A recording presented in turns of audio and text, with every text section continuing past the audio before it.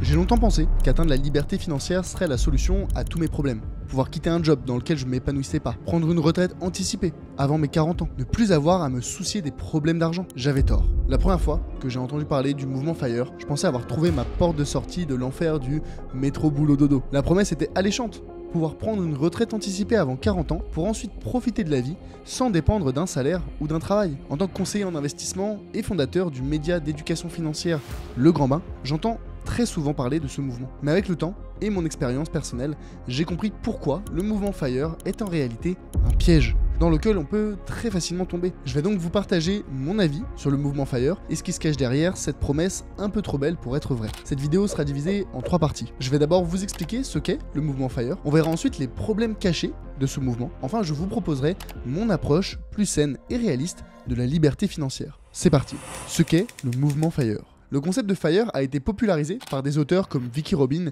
et Joe Dominguez dans le livre Your Money or Your Life, mais aussi à travers des blogs comme Mr. Money Mustache de Peter Adeney. FIRE est l'acronyme de Financial Independence Retire Early. En clair, atteindre la liberté financière pour prendre une retraite anticipée. Le hasard a fait que j'ai découvert le mouvement FIRE à un moment où j'étais encore consultant dans un cabinet de conseil. J'étais globalement malheureux et m'imaginais continuer ce travail pendant les 40 prochaines années, éveiller des angoisses que je ne souhaiterais pas à mon pire ennemi. C'est pourquoi entendre parler d'une méthode qui me permettrait de quitter mon job et de vivre une vie de liberté a énormément résonné en moi. Alors, j'ai creusé le sujet. La méthode pour devenir FIRE est simple. Avoir un job, idéalement qui paye bien, vivre une vie extrêmement frugale pour épargner la majorité de ses revenus, de 50 à parfois plus de 80%, enfin investir dans des actifs qui génèrent des revenus passifs comme la bourse ou l'immobilier et réinvestir la totalité des bénéfices générés. Grâce aux intérêts composés, votre capital investi va rapidement grossir et générer de plus en plus de revenus passifs. L'objectif est d'arriver au point de bascule où les revenus générés par vos investissements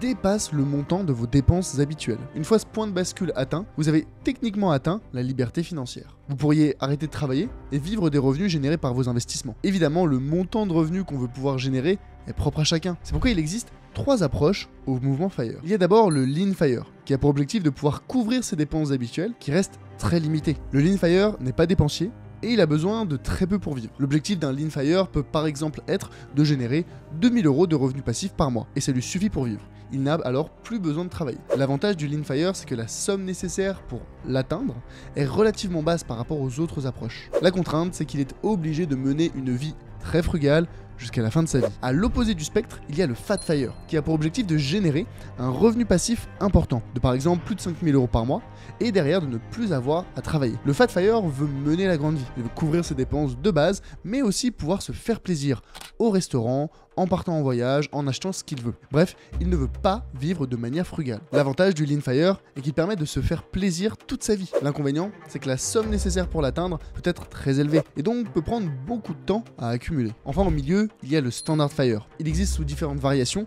et appellations comme le Barista FIRE ou le Coast FIRE, mais l'idée reste globalement la même. L'objectif est d'atteindre un niveau de revenu passif suffisant pour subvenir à une partie de ses dépenses habituelles, mais de conserver un emploi pour avoir un complément de revenus. L'intérêt de cette approche est double. Premièrement, elle demande moins d'efforts pour atteindre l'objectif souhaité, et deuxièmement, on garde un pied dans la vie active, mais l'argent devient moins une contrainte. On peut donc choisir un job qu'on aime sincèrement, pas que pour l'argent. Et ce sujet de choisir un travail qu'on aime est au cœur de la philosophie du FIRE, on en reparle juste après.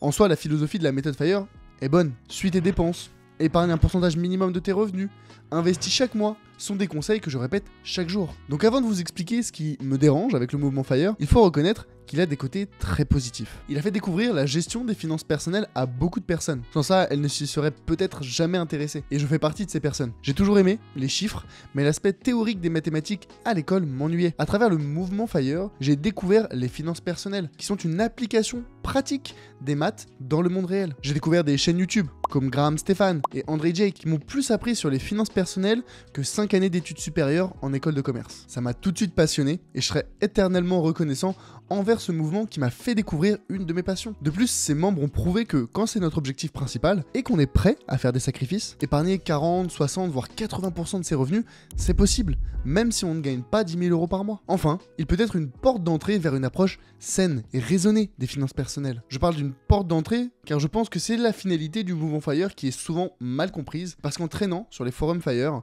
les objectifs affichés par certains sont mathématiquement impossible à atteindre. La réalité mathématique du mouvement FIRE. Pour savoir combien épargner et investir pour atteindre la liberté financière, la communauté FIRE utilise une règle très connue en finance, la règle 4%. J'en ai déjà parlé dans cette vidéo, dans laquelle j'ai notamment présenté ses limites à cause de l'inflation ou de la fiscalité. Elle vous sera proposée automatiquement en fin de vidéo, donc restez avec moi encore un instant. Résumé en quelques mots, la règle des 4% permet de savoir de quel capital vous avez besoin pour générer un certain montant de revenus passifs chaque mois. Par exemple, si vous voulez générer 2000 € par mois ou 24 000 € par an, vous avez besoin de 24 000 € divisé par 4%, 600 000 €. Heureusement, vous n'avez pas besoin d'avoir 600 000 € à disposition dès aujourd'hui. Mais l'objectif est d'investir une part importante de ces revenus et de réinvestir les bénéfices générés pour atteindre cette somme grâce aux intérêts composés aussi rapidement que possible. Alors combien de temps vous faudra-t-il pour atteindre cette somme? En supposant que vous voulez prendre votre retraite dans disons 15 ans et que vous investissez avec un rendement de 8%, qui est le rendement historique des marchés financiers, vous devez investir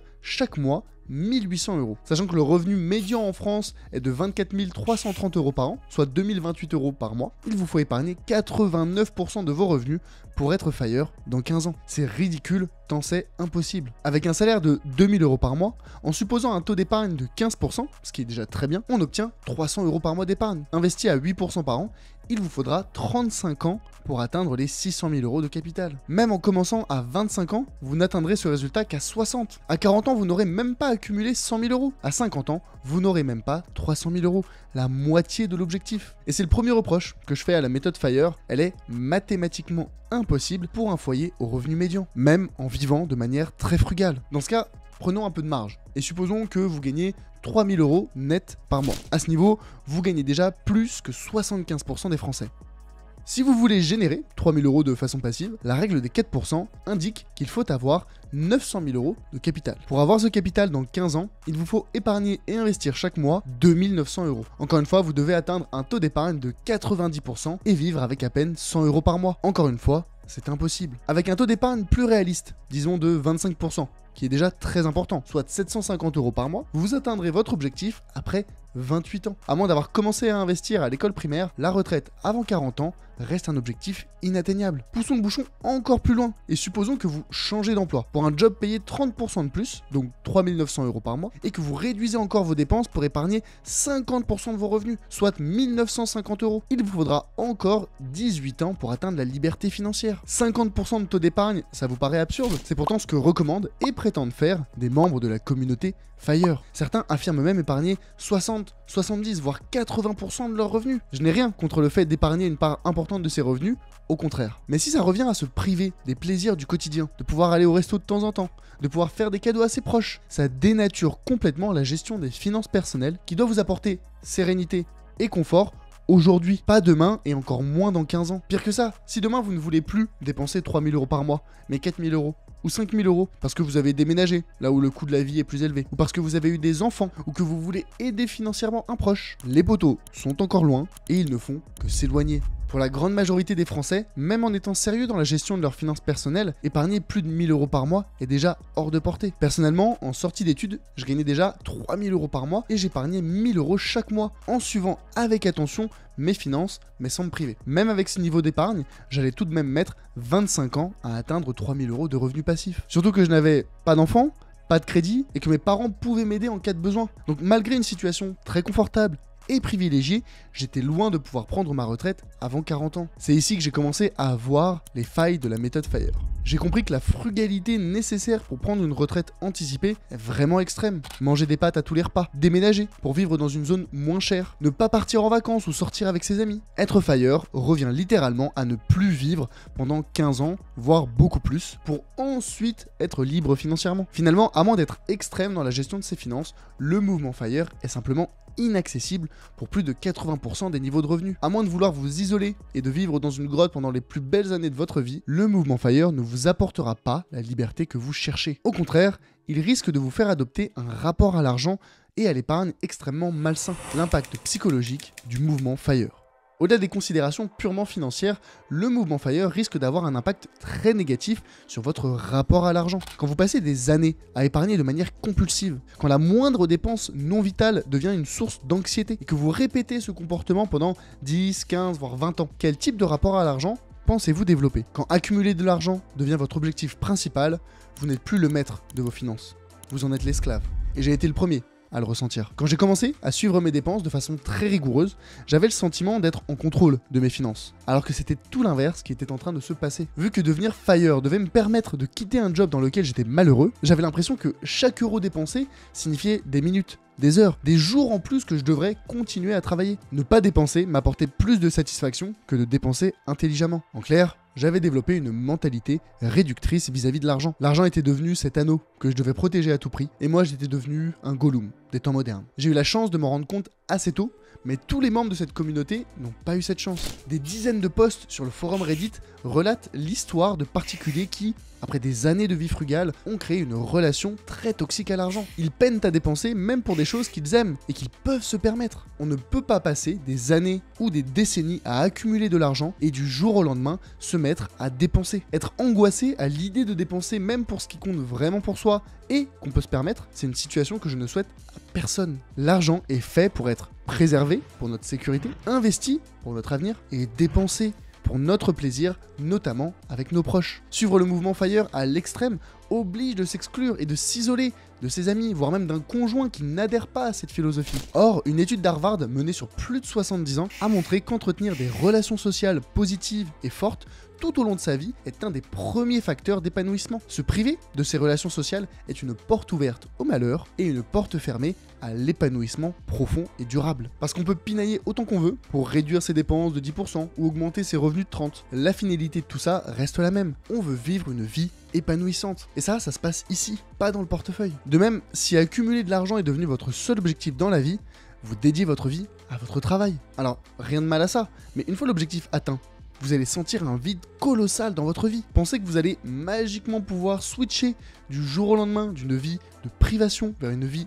d'abondance où vous dépensez librement, c'est une illusion complète. À moins d'être fat fire, la retraite anticipée ressemblera bien plus à aller jouer au bingo le dimanche matin qu'à voyager dans le monde entier et découvrir des pays exotiques. La retraite anticipée n'est pas aussi rose qu'on l'imagine. L'essence même du mouvement FIRE est de se libérer d'une routine et d'un travail dans lequel on n'est pas épanoui. C'est pourquoi ce mouvement a tant fait écho lors du Covid. On était tous cloîtrés chez nous, avec pour seule occupation notre travail, sans les relations sociales et tout ce qui va autour. À cette période, les consciences se sont éveillées. Pour preuve, une étude de l'IFOP datant d'octobre 2022 révèle que 54% des Français considèrent leur travail comme une contrainte. Les plus jeunes générations veulent trouver un équilibre entre leur vie professionnelle et leur vie personnelle. Dédier sa vie à son travail, ça ne fait pas rêver, surtout quand on n'est pas épanoui dans son travail. Alors forcément, la perspective d'une retraite anticipée chez ces jeunes en quête de sens et de liberté a particulièrement résonné, quitte à vivre de manière extrêmement frugale pendant quelques années. Sauf que vivre avec comme objectif de dépenser le moins possible, ce n'est pas vivre, c'est survivre. Suivre le mouvement FIRE à la lettre, ce n'est pas développer des habitudes saines dans la gestion de ses finances personnelles, c'est développer une mentalité réductrice vis-à-vis de l'argent. Et j'en étais la première victime. Je sentais que cette vision de l'argent était malsaine et surtout absurde. Qui me garantissait que cette motivation à être frugal n'allait pas disparaître un jour? Que j'en aurais marre et que je regarderais rétrospectivement ces dernières années comme gâchées? Qui me disait que je serais encore là dans 20 ans, 30 ans ou 40 ans? J'ai commencé à questionner ce sacrifice du présent pour un futur incertain. Comme beaucoup, je pense que je m'étais perdu dans ma quête de liberté. Alors plutôt que de continuer à me faire mal, j'ai réfléchi à un plan pour être épanoui, non pas dans 30 ans ni même dans 15 ans, mais aujourd'hui. Une approche plus saine de la liberté financière. Mon passé de consultant en stratégie m'a amené à décomposer le problème de la liberté financière de façon structurée et mathématique. L'équation de la liberté financière est la suivante. Les revenus générés par mes investissements sont supérieurs à mes dépenses mensuelles. Pour atteindre cette situation, j'ai plusieurs leviers. Je peux dépenser moins ou augmenter les revenus générés par mes investissements. On a vu que dépenser moins n'est pas un objectif sain, voire même mathématiquement impossible selon votre niveau de revenu actuel. Si vous en venez à vous priver de choses importantes pour vous et que vous pouvez vous permettre, vous êtes sur une pente dangereuse vers un rapport malsain à l'argent. La bonne approche reste de suivre vos dépenses et d'éliminer les dépenses inutiles ou qui ne vous font pas plaisir. Vous pourrez alors facilement épargner 5 à 10% de vos revenus en plus. La seconde option est d'augmenter les revenus générés par mes investissements. Pour faire ça, je peux augmenter le rendement de mes investissements ou investir plus. Augmenter le rendement de mes investissements, c'est possible, mais encore une fois, il y a un plafond très difficile à dépasser. Et ça implique de prendre plus de risques. Construire une stratégie d'investissement optimisée pour aller chercher 1 à 3% de performance en plus qu'une stratégie classique, tout en maîtrisant le risque, c'est une solution tout à fait viable. Pour construire une telle stratégie, vous avez d'ailleurs accès à ma formation offerte en description. La dernière option est donc d'investir plus. Le problème avec cette option, c'est qu'on arrive vite à un plafond de verre. On ne peut pas investir plus que ses revenus. La solution était donc évidente, je dois gagner plus. Sauf que gagner plus avec mon emploi salarié signifiait travailler plus longtemps et plus dur. Et c'était incompatible avec mon objectif d'être plus épanoui aujourd'hui. C'est ainsi que je suis arrivé à la racine de mon problème. Je veux un travail dans lequel je suis épanoui. Finalement, j'ai créé ma nouvelle équation de la liberté financière. Les revenus générés par mes investissements plus les revenus générés par un travail que j'aime dépassent mes dépenses mensuelles.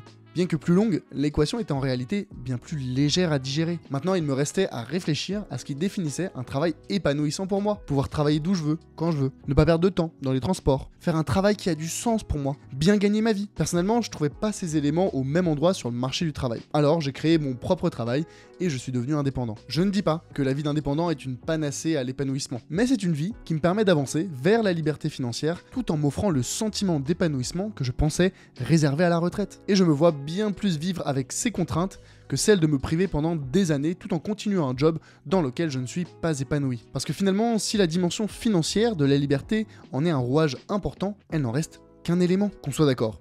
Tout n'est pas à jeter dans le mouvement FIRE. C'est en découvrant cette philosophie que j'ai commencé à suivre mes dépenses et à gérer mes finances personnelles. La communauté FIRE a prouvé que dépenser beaucoup moins était possible si c'est votre priorité et vision de la vie. Combiné à une hausse des revenus, vous pouvez atteindre la liberté financière des années, voire des décennies plus tôt qu'une personne qui ne s'en est pas souciée. C'est en partie grâce à ce mouvement que je suis devenu conseiller en investissement. Parce que j'ai développé cette conviction que l'argent peut être un outil au service de l'épanouissement de chacun. Grâce à l'investissement et le développement de compétences, on peut gagner plus et profiter de la vie. Mais ça ne doit pas se faire au prix d'une privation extrême pendant plus de 15 ans. La liberté financière est un objectif louable, motivé par une envie de liberté que je ne peux qu'encourager. À l'inverse, l'objectif de retraite anticipée est aliénant et perd tout intérêt si on fait un travail qu'on aime. Donc si aujourd'hui, vous n'aimez pas votre travail, ne pensez pas à une retraite anticipée, pensez à votre travail idéal. Je finirai par une citation de l'entrepreneur et investisseur indo-américain Naval Ravikant. La retraite, c'est lorsque vous arrêtez de sacrifier le présent pour un futur imaginaire. Lorsque aujourd'hui se suffit à lui-même, vous êtes à la retraite. Si vous ne connaissez pas Naval Ravikant, je vous invite à lire son almanach, disponible gratuitement en description. Personnellement, ce livre a changé ma vie, peut-être qu'il changera la vôtre. Si cette vidéo vous a plu, vous allez adorer celle-ci, dans laquelle j'explique pourquoi investir ne vous rendra pas riche. C'était Charlie, conseiller en investissement, et on se retrouve très bientôt pour une prochaine vidéo.